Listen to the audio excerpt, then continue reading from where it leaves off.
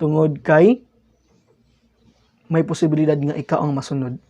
Kay kitang tanan makaagi gayud og kamatayon.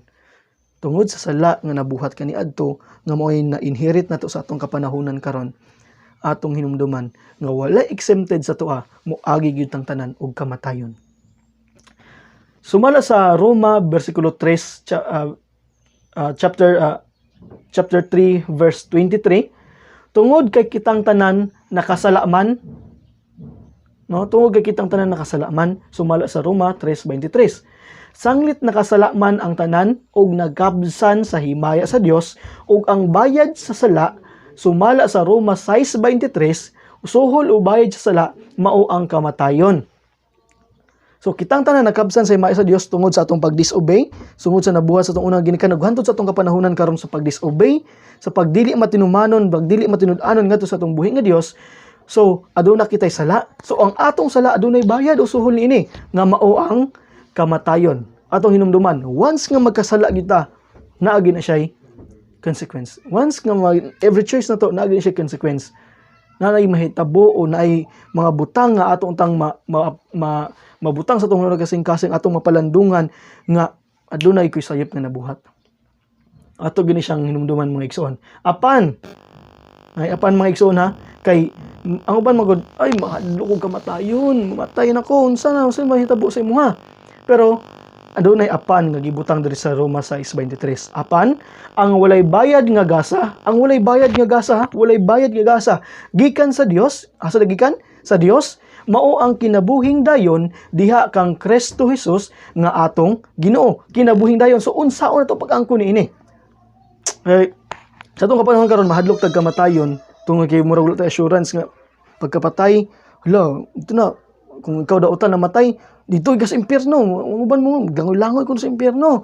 Ang uban po mo ingon nga, buutan to siya, dito to siya sa langit pa ingon. Atong hinumduman sa atong gitunan ganina nga ang patay nga lawas, ang patay nga lawas mobalik ni siya sa iyang pagkaabog, ug katong gininhawa nga nagkataog kinabuhi sa iya sumala sa paghuyop sa Ginoo sa Genesis, nga mobalik gyapon to siya sa Ginoo.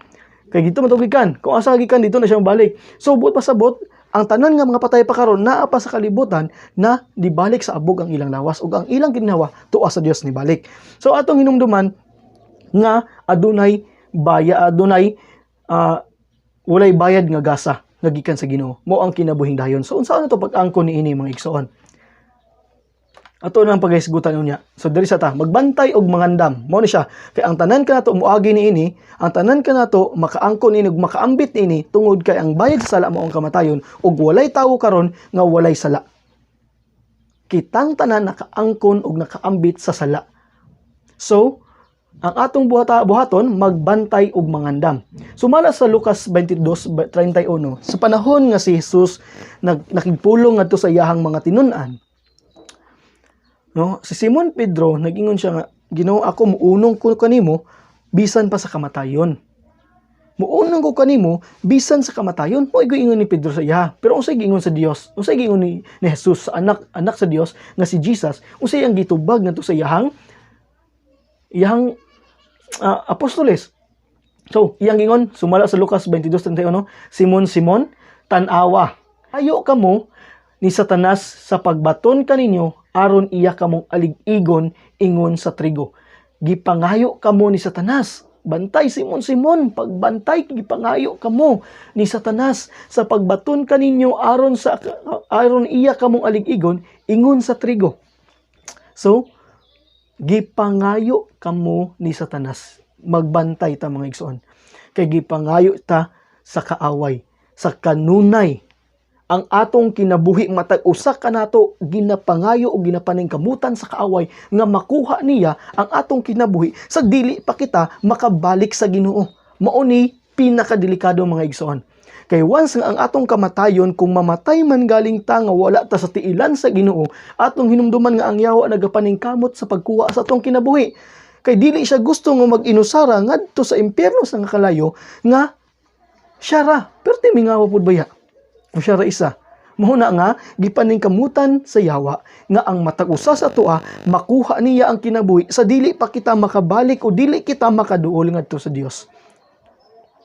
Ang atong assurance lang gyud ani ang pagbalik ngadto sa Ginoo. ang pag-alagad, pagkinabuhi nga kauban ang Ginoo. Kay once nga mawala ta diri sa kalibutan, nga wala ta sa tiilan sa Ginoo, perting delikaduhan nato mga igsoon.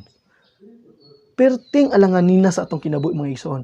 Useless ang atong pagkinabuhi diri sa kalibutan. Ang akong pangutana karon, unsay purpose nimo? Unsay purpose nako? Nganong nagkinabuhi ko? Nganong nabuhi ko karong adlaw? Nganong nabuhi ko niining orasa, niining minutuha, niining segunduha? Ingana ka importante ang segundo sa orasan mga igsoon.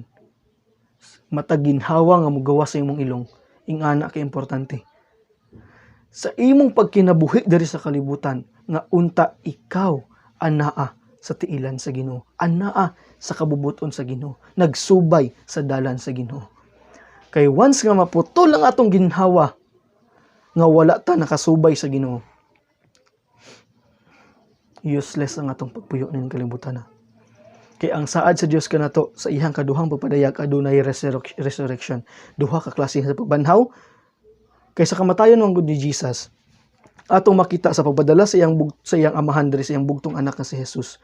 Sa iyang pagkinabuhi, nagnambal siya, nagayog mga masakiton, nagwali, kitang tanan nakasayod ana. Ug sa dihang sa paglansang sa cross sa iyang mga igsoon, ang nahitabo gipakita dito ang death, ang burial ug ang resurrection. Nga maoy maghatag untag kadasig sa atong kasing-kasing ug gunahuna nga ang atong paggunitan sumala sa gipakita sa Dios, death, gipakita ang iyang kamatayon, ang burial ug ang iyahang pagkabanhaw. Nga maoy mahitabo sa ato karon nga mamatay, ihaya, pagkahuman mabuhi. Kanus ta mabuhi. Ato ning pagatunan karon.